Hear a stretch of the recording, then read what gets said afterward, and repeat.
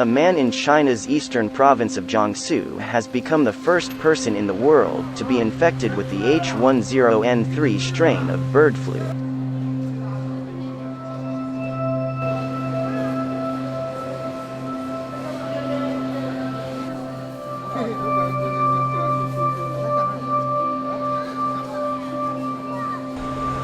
The 41-year-old man from Zhenjiang was hospitalized on April 28 after developing a fever.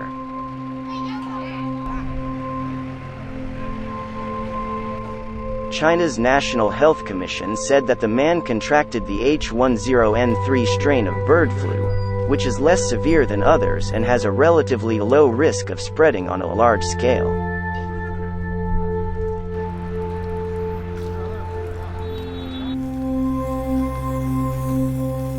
The NHC added that the man was infected in an accidental transmission of the virus from one species to another.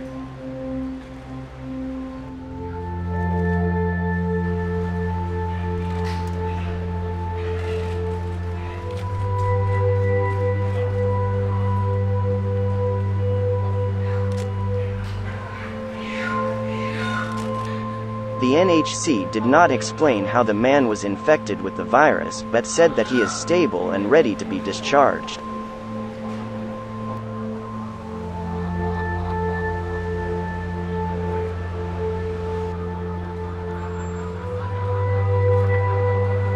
None of the man's close contacts were found with the virus.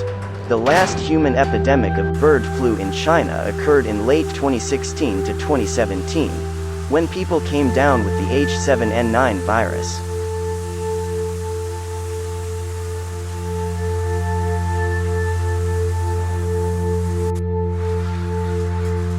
There have been no cases of H7N9 influenza detected in Singapore, either in humans or in poultry.